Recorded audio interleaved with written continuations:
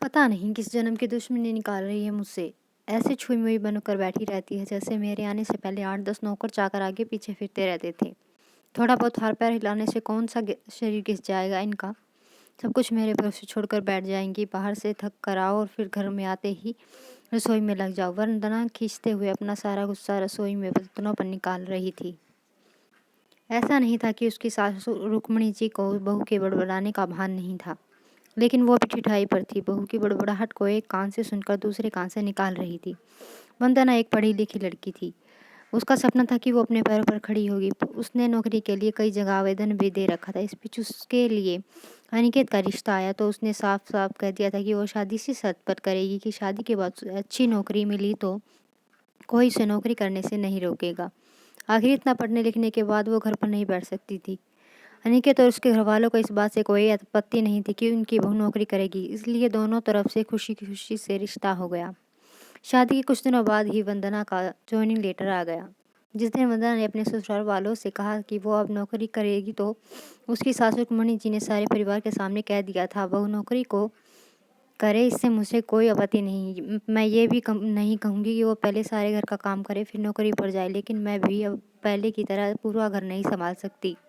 मुझे सब कुछ मंज़ूर है, लेकिन मुझे ये उम्मीद मत करना कि बहू को रोटियाँ बनाकर मैं खिलाऊँगी। मुझे पता है कि अगर मैं एक बार इस भंवर में फँस गई तो ज़िंदगी भर निकल नहीं पाऊँगी। उस वक़्त सबको रुक्मणी जी की बातें सुन हैरानी तो हुई। उनके पति ने तो ये भी कह दिया था कि मुझे नहीं पता था कि मेरी सीधी सरल पत्नी भी सास बनते ही रूप बदल लेगी, लेकिन इन सब बातों का रुक्मणी जी पर कोई असर नहीं हुआ।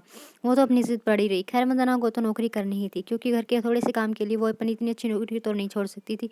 वहीं उसके पति और ससुर जी भी नौकरी की इजाज़त दे दी थी, तो वो फिर कहाँ रुकने वाली थी। समस्या का ये हल निकाला गया कि घर के कामों के लिए एक कामवाली और खाना बनाने के लिए कुछ रख ली गई। खाना बनाने वाली सुबह और शाम का खाना बनाकर चली जाती। वंदना का काम था ऑफिस से आकर बस खाना परोसना।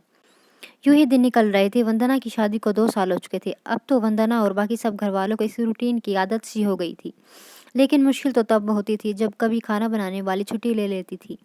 ऐसा ही कुछ इन दिनों से हो रहा था, जिस कारण से वंदना खिंची हुई थी।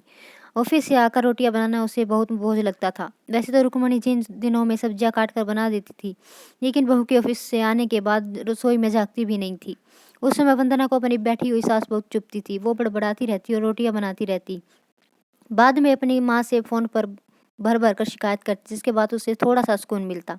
कुछ दिनों बाद वंदना के भाई की शादी भी तय हो गई। वंदना की होने वाली भाभी भी नौकरी पेशा था।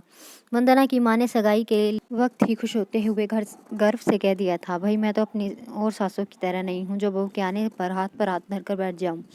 जब अभी तक पूरा घर संभाल रही हूँ तो अब क्यों नहीं। मेरी बहू को मेरी तरफ से पूरी छूट रहेगी।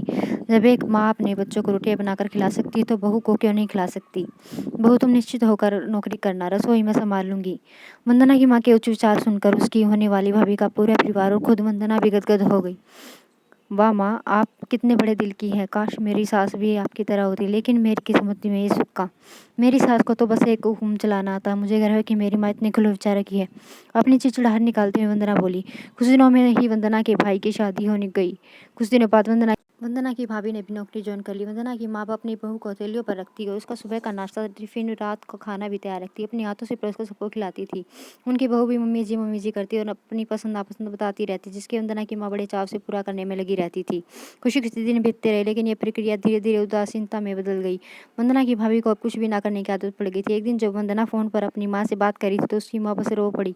बेटा मैं इतना करती हूँ तेरी भाभी का, फिर भी मुझसे मेरी कदर नहीं है। अरे मेरी दी हुई छूट अब मुझ पर ही भारी पड़ने लगी है। क्या हुआ माँ, आप ऐसे क्यों बोल रही हैं? आप तो भाभी का मुझसे भी ज़्यादा ध्यान रखती हैं।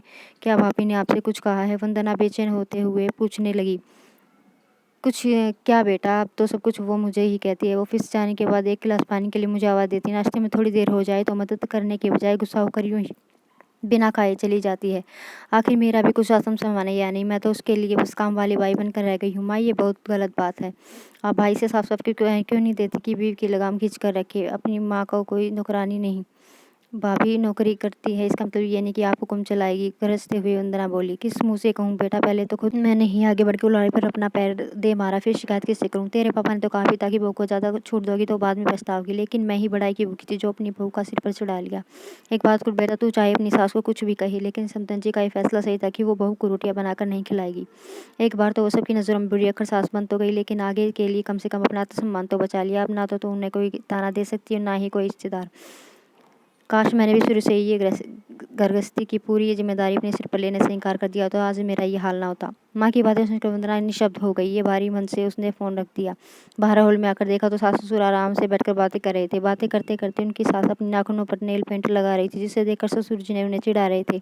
अब बुढ़ापे में फैशन करके किससे दिखाओगे? मेरी तो नज़र भी कमज़ोर हो गई, किसी को नहीं दिखाना मुझे, मैं तो अपनी खुशी के लिए लगाती हूँ। सारी उम्र तो घर गृहस्थी में उलझी रही, अब अवकाश तो का वक्त आ गया तो अब पूरे शौक तो करूँगी ही।